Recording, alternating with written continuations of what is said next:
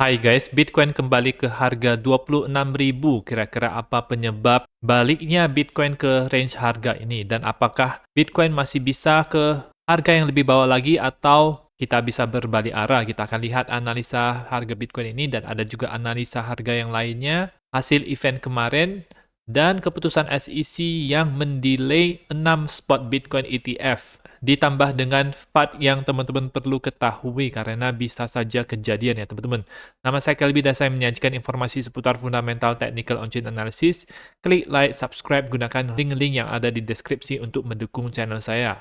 Oke, ketika harga Bitcoin itu sudah mencapai 28.000, nah hari berikutnya itu mengalami penurunan dan kemarin itu mengalami penurunan yang lebih dalam lagi. Hari ini ada sedikit kenaikan dan ini menunjukkan adanya rejection ketika dia naik sampai ke 28.000 tersebut. Balik lagi ke harga 26 ribuan yang ada di sini. Dan menurut saya, melalui pergerakan harga seperti ini, itu menambah probabilitas Bitcoin untuk membuat yang namanya itu lower low ke daerah kotak warna hijau ini. Ada beberapa alasan di mana harga Bitcoin gagal untuk bertahan di atas 27.000, 28.000, di mana salah satunya adalah dijelaskan di video kemarin, harga Bitcoin ini itu didorong oleh market derivatives. Di mana kalau misalnya kita mau melihat pump yang lebih natural itu, maka harus didorong oleh market spot karena disitulah Bitcoin itu benar-benar diambil dan disimpan oleh trader atau investornya selama beberapa waktu. Bukan seperti market derivatives yang dia bisa dengan gampang naik ke atas atau naik ke bawah.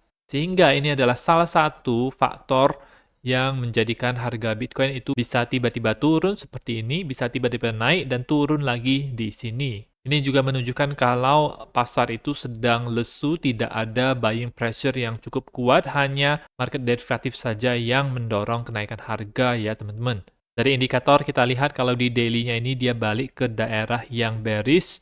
Untuk MACD ini ada ancaman dia bisa terjadi bearish crossover ke bawah ketika dia melakukan pergerakan seperti ini. Dan ini tampaknya EMA ribbon itu menjadi resistance daripada harga Bitcoin seperti ini. Nah ini mungkin sama seperti yang ada di sini, yang di Juni seperti ini, dan harga Bitcoin membuat lower low ketika setelah beberapa hari dari rejection yang ada di EMA ribbon di sini. Harga ini juga berada di bawah MA 200-nya yang garis warna biru ini gagal bertahan di atasnya, menunjukkan adanya rejection, dan gagal juga bertahan di atas EMA 20 dan 200.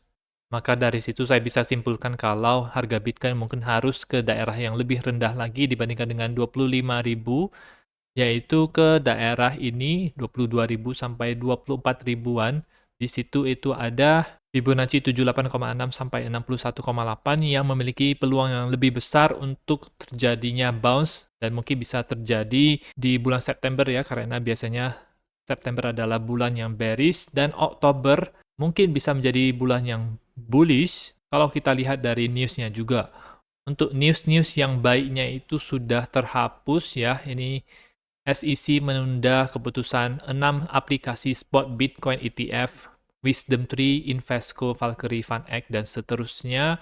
Semuanya itu di-delay, jadi menambahkan 45 hari ketika keputusan ini dibuat, dan itu jatuh di bulan Oktober ya teman-teman. Sekitar tanggal 15 Oktober, jadi pertengahan bulan Oktober tersebut, mungkin dari situ bisa ada potensi untuk kenaikan. Ini juga bisa menjadi salah satu alasan Bitcoin itu turun ya teman-teman. Tidak ada buying pressure yang cukup kuat. Hanya ketika berita Grayscale itu menang terhadap SEC saja. Nah di situ muncul berita baiknya, tetapi ini gain-nya itu langsung dihapus dengan close hari kemarin. Tetapi apakah ini mengubah posisi probabilitas spot Bitcoin ETF akan di-approve? Tidak, menurut saya ini hanya masalah waktu saja. Saya tetap yakin kalau spot Bitcoin ETF itu akan di-approve. Mungkin tahun depan, bisa juga tahun ini. Dan itu bakal membuat money flow itu masuk lagi dengan deras ke industri kripto. Adanya Labor Day di tanggal 4 September yang merupakan hari libur nasional di Amerika Serikat, sehingga SEC ingin menyelesaikan aplikasi-aplikasi ini sebelum weekend. Jadi hari ini adalah hari Jumat, dia mau selesaikan itu semua. Nah, sehingga datanglah hasilnya itu kurang baik ya. Jadi masih ditunda lagi. Ada event kemarin di jam 7.30 malam, yaitu US Core PCE Price Index. Ini berada di dalam kondisi yang sama, 0,2% sesuai dengan forecast-nya. Untuk klaim pengangguran, ini dia berkurang, artinya ekonomi itu membaik, dan biasanya ini tidak terlalu bagus untuk kripto. Klaim pengangguran yang meningkat, nah itu bisa membuat kripto itu lebih diminati, tetapi menurut saya ini lebih kecil efeknya kepada market ya.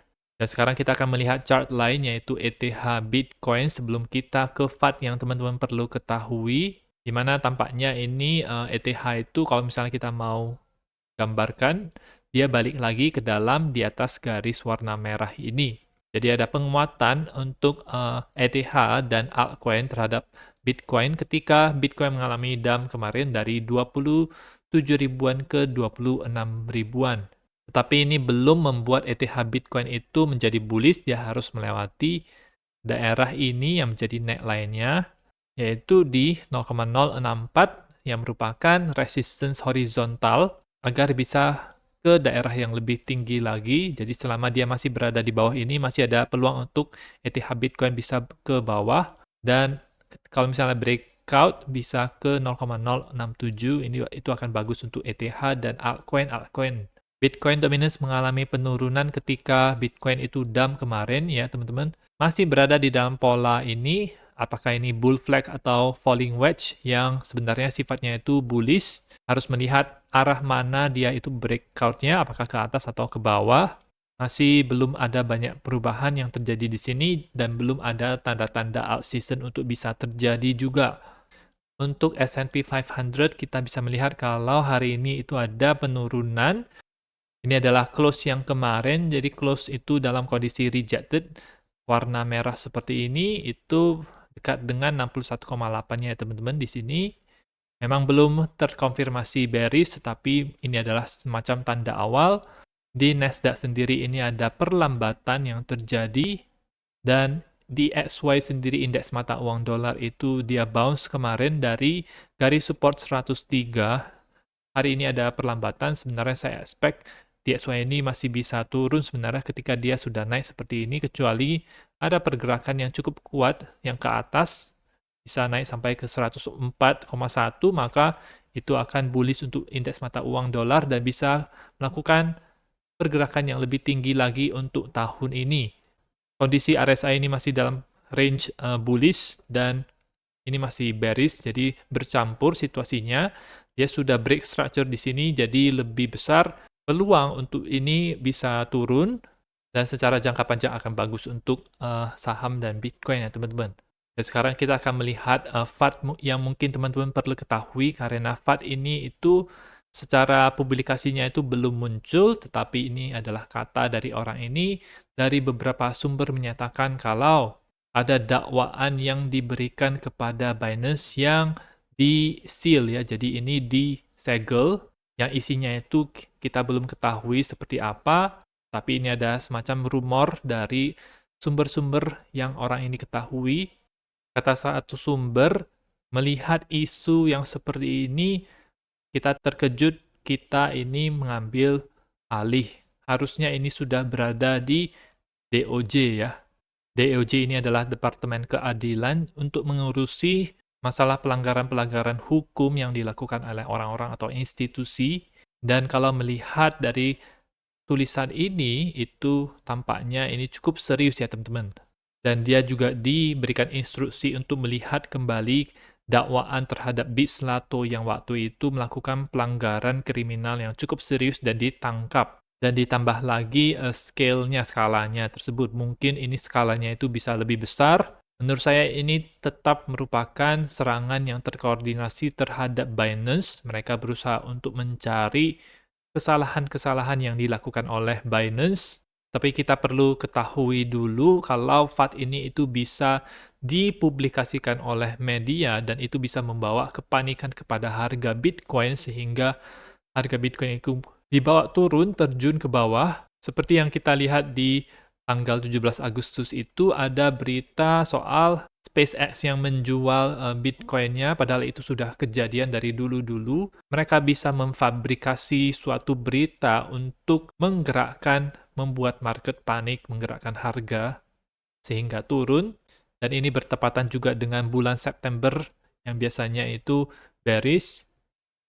Dan mungkin juga dari pendapat orang ini, semua spot Bitcoin ETF itu akan di-delay sampai Binance dan CZ itu didakwa ya teman-teman. Jadi mereka mau semacam tanda kutip menghancurkan atau menekan Binance terlebih dahulu, baru memunculkan spot Bitcoin ETF ini ya teman-teman. Dan kalau kita lihat dari keberpihakannya itu, tampaknya SEC lebih berpihak kepada Coinbase dibandingkan dengan Binance. Kita lihat saja agreement surveillance sharing antara fund-fund manager yang ada di sini, salah satunya adalah BlackRock, itu bekerja sama dengan Coinbase ya, jadi bukan Binance. Nah, adanya keberpihakan dengan Coinbase, dan untuk memuluskan langkah ini, maka Binance itu ya harus diusir dari Amerika melalui langkah yang akan muncul seperti ini. Itu yang menjadi penalaran saya terhadap FAD yang mungkin bisa dijatuhkan di bulan September ini.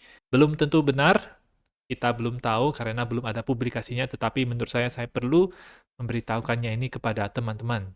Nah, itu saja untuk informasi pada video kali ini. Semoga bermanfaat. Teman-teman bisa dukung channel saya dengan mengklik like, subscribe, menggunakan link-link yang ada di deskripsi, dan nantikan video saya selanjutnya.